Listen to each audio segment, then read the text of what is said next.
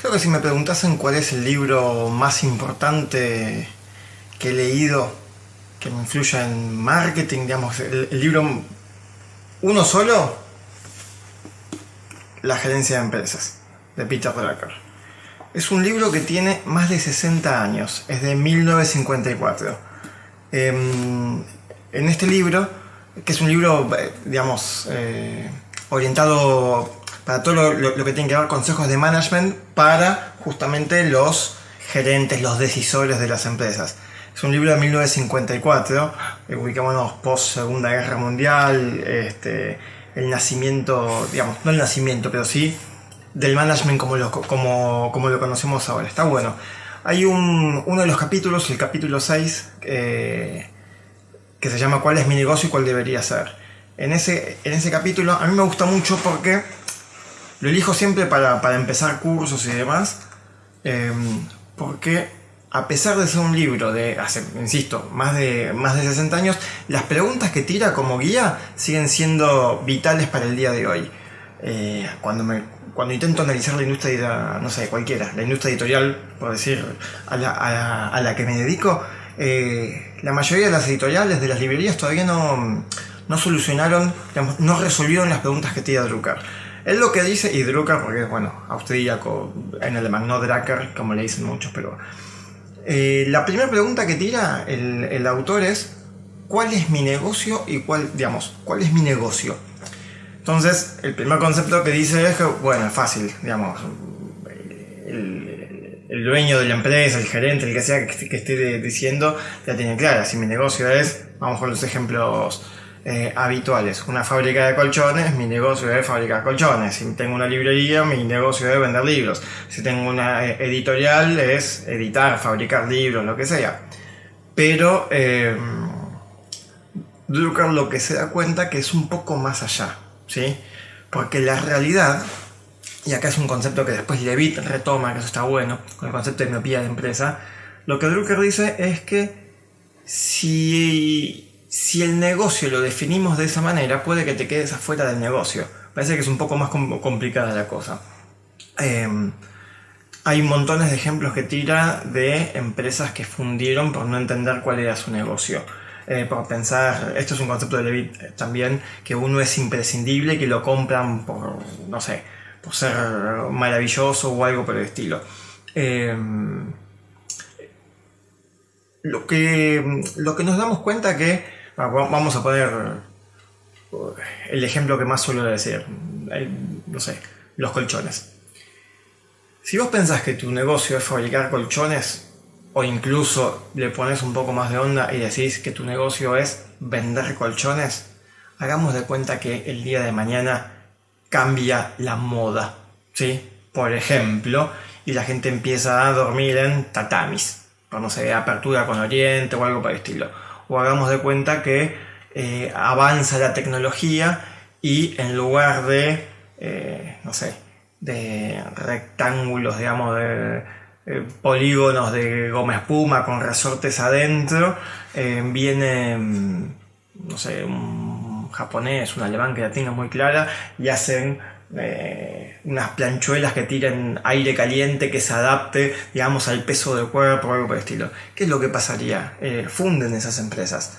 ¿Qué pasa si mañana se descubre que los resortes generan dolores en la espalda o que no sé, a lo Quiroga, el almohadón de plumas tiene determinada cosa que uno hace que sea alérgico, que sea cancerígeno? Entonces, si uno está enfocado y piensa que solamente es hacer colchones, se queda fuera del negocio.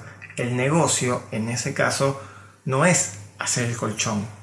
Nadie compra un colchón porque tiene amor por los colchones, tiene fetiches por los colchones. No, ¿por qué compra uno un colchón? ¿Para qué motivo lo haría? Para dormir, para descansar, algo por el estilo. Entonces, la realidad que el negocio sería el descanso. Si yo tuviese que hacer una publicidad para una fábrica de colchones, no pondría una foto del colchón, sino que ¿qué es lo que uno hace?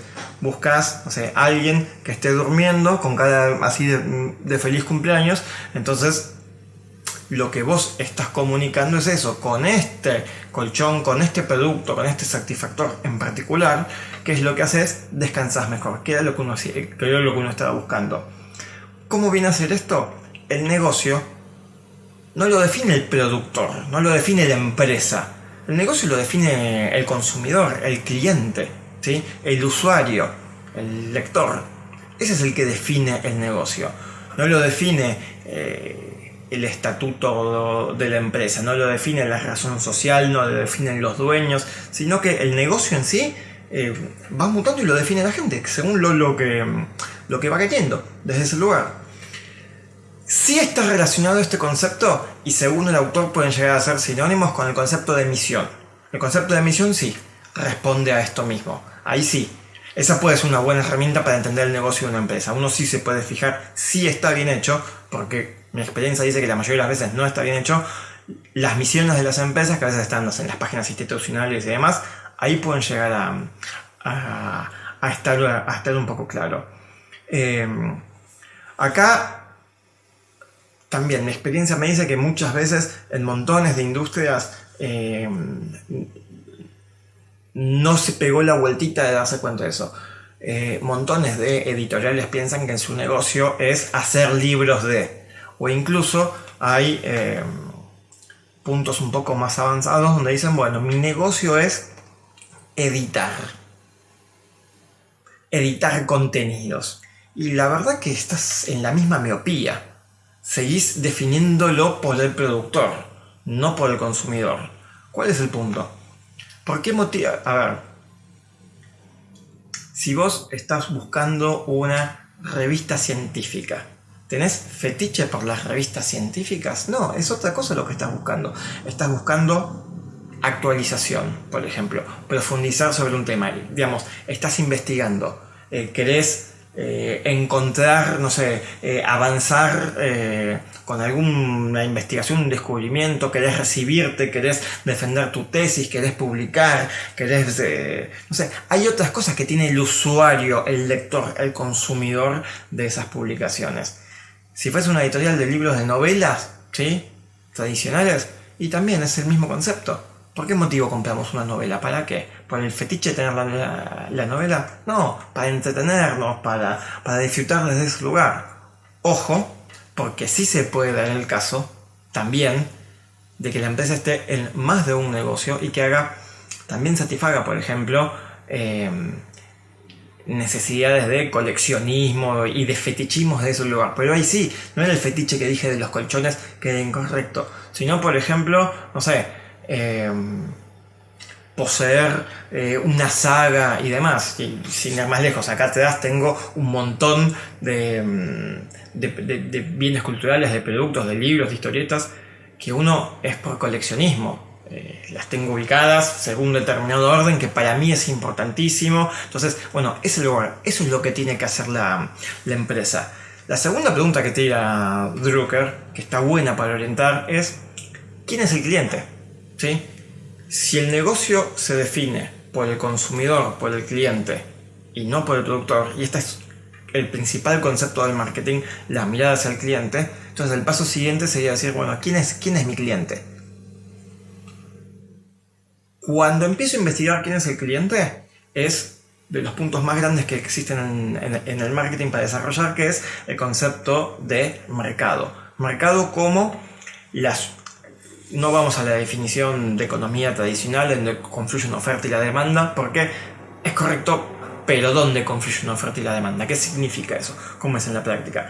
Una buena definición de mercado, hay mil, pero a mí la que me gusta es la suma de clientes o usuarios actuales y potenciales de un producto o de una empresa, ¿sí? Entonces, desde ese lugar, una vez que yo tengo identificado ese mercado, ahí puedo empezar a darle una vueltita más y empezar a descubrir porciones homogéneas. Y ahí entramos en el concepto de segmentación. Entonces, ¿cómo sería esto? El mercado, la gran mayoría de los mercados son heterogéneos, son muy distintos. Hay mucha gente que son consumidores de mi producto o consumidores potenciales de mi producto, pero ese mercado es heterogéneo. Algo que yo puedo hacer es ubicar ¿sí? Darme cuenta de esas porciones, cuál hay que piense parecido, ¿sí? ¿A qué me refiero que piense parecido? Que tengan los mismos deseos, las mismas necesidades. Porque justamente la orientación es hacia ese lugar, mirar al cliente y qué es lo que quiere el cliente realmente. Desde ese lugar yo puedo segmentar. Esa es la segmentación óptima. Hay otros conceptos de segmentación que es cuando lo hago según bases y variables tradicionales. Por ejemplo, cuando empiezo por género, por edad, por zona geográfica. Eso está bien, es una aproximación, pero se queda corto. Porque la verdad, si yo empiezo a segmentar, no todas las personas de la misma edad piensan de la misma manera ni nada por el estilo. Hay un montón de otras variables conductuales, psicográficas y demás que son más pesadas, que eso, bueno, hay otras técnicas para descubrirlo. Pero lo bueno que tiene esta segunda pregunta de Drucker, de quién es mi cliente, que es que lo que me dice, me orienta, no solamente para segmentación, ¿sí? Marcado, segmentación, que eso después me va a orientar hacia la decisión estratégica de targeting, también cómo llegar a ese cliente, puede llegar a ser la de portfolio, con qué líneas de producto llego, también sobre todo el concepto de diferenciación, cómo llego para que ese cliente me elija a mí por sobre los demás, pero incluso dando una vuelta más con marketing táctico, las 4 P del marketing, producto, precio, plaza, promoción, product, price and promotion. Ahí, ¿sí? ¿Por qué me guían? Porque una vez que yo tengo quién es mi cliente, dónde está mi cliente, cómo compra mi cliente, qué medios de comunicación, me está diciendo la P de promotion, de promoción, de comunicación, la P de plaza, place o logística, ¿sí? Distribución y logística, la P de producto obviamente, la P de precio también, cuando empiezo a ver la pregunta de, bueno, ¿cuánto está dispuesto a pagar ese cliente del que estamos hablando? Son buenas preguntas guía. Una de las preguntas también es, ¿qué compra el cliente? Entonces, si lo que estamos viendo es que lo que compra es descanso, ahí yo empiezo a pensar, además de colchones, ¿qué otros productos me pueden dar descanso? Ahí entra una hamaca paraguaya, entra montones de cosas, ¿sí? No sé, anteojos, ¿sí? Si yo estoy pensando, empresas que fabrican anteojos, Orbital, Infinite, no sé, montones de marcas. Es lógico que los dueños de esas empresas, los gerentes, los tomadores de decisiones, tengan vigiladas a las otras empresas que hacen anteojos. Pero ¿no debería vigilar yo también a las que hacen lentes de contacto? O incluso no debería también tener en cuenta, no sé, las operaciones de retina que hagan que yo posiblemente deje de comprar anteojos. Ese concepto está bueno, es un concepto de Porter, este viene después. El concepto de sustituto. Ahí amplía mucho más el radar de las cosas que tengo que mirar o no. Al mismo tiempo, cuando estoy pensando qué compra el cliente, también estoy pensando el concepto de valor. Acá yo soy ultra sosuriano, el concepto de decir unas cosas por contigüidad con la otra. ¿Qué es lo que tiene valor para el cliente? Digamos, ¿por qué compra mi producto? ¿Qué es lo que está buscando? ¿Sí? Típica publicidad de Mastercard cuando te dicen esta pelota vale tanto, pero ver el primer gol de tu hijo es invaluable, vale mucho más y demás. Entonces, desde ese lugar me puede servir. Una vez que yo tengo el concepto de valor, de paquete de valor, cuáles son las cosas, por qué motivo lo está comprando, ahí yo voy a poder hacer diferenciación. El autor que para mí mejor habla del tema, el que más me gusta citar y demás, es Alberto Levi. Acá 10 millones, pero todos sus libros de mayonesa y demás están buenísimos, tiene un montón más, pero esos son para mí los que más didácticamente lo grafican, lo señalan. Está bueno. Si tengo claro esto, después tendría que ver un poquito más a futuro, ¿sí? Es decir, investigar hacia adelante esas necesidades del cliente para saber cómo satisfacerlo mejor, cómo satisfacerlo a futuro. Acá hay de todo, hay herramientas todo lo que es Big Data, Data Mining, minería de datos, Data Science y demás. Todo eso nos ayuda un montón para entender, para juntar info y para intentar prever de alguna manera con algoritmos. Hay montones de herramientas de prever más o menos cuáles son estas cositas que quiere y que va a querer el cliente, porque es hacia donde tengo que mirar. También puedo dar una vuelta más y pensar de ese cliente, qué es lo que quiere, qué es lo que compra, digamos, cuando compra mi producto, a qué le da valor. También pensar qué necesidades insatisfechas tiene. Entonces ahí, capaz que hoy hay algún límite tecnológico de la industria o de curva de aprendizaje propio de mi empresa o incluso de todo el sector industrial. Hay industrias que van más lentas que otras. La industria editorial es una industria que va lenta, ¿sí? Va lenta. En términos de miopía, gerenciamiento, visión a futuro, previsión, planificación. No es una industria muy veloz, muy sagaz que digamos. Entonces, tener esa mirada de ver qué necesidades no están satisfechas. A mí me gusta cuando hay momentos disruptivos, donde se rompe un poco la cosa. Como, por ejemplo, todo lo que en el 2020, pandemia, cuarentena, gente en sus casas, consumiendo bienes culturales, información, buscando actualización. Hay muchas cosas para investigar ahí. Hay muchas cosas. Pensando en, bueno, ¿y qué empiezan a hacer las empresas al respecto? ¿Qué tipo de decisiones tienen que empezar a tomar? A mí lo que más me gusta hacer asesorando a empresas, justamente, es decir, posiblemente, ¿cuál es mi negocio? ¿Cuál debería ser? Tener en claro, no solamente a futuro, sino también la mirada hacia adentro. ¿Mi empresa está preparada para satisfacer esas necesidades? ¿Está preparada para ser competitiva con estos requerimientos? ¿Qué es lo que tengo que hacer?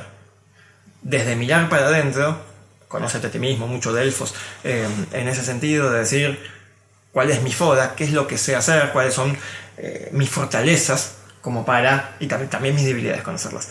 Pero para afrontar mejor esto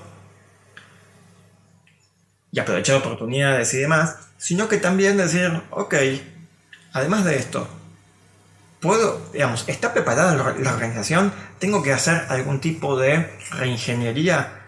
A mí me gustan mucho los conceptos de transformación digital, reingeniería. Es un cambio que no todas las empresas tienen en el mismo grado, ¿sí?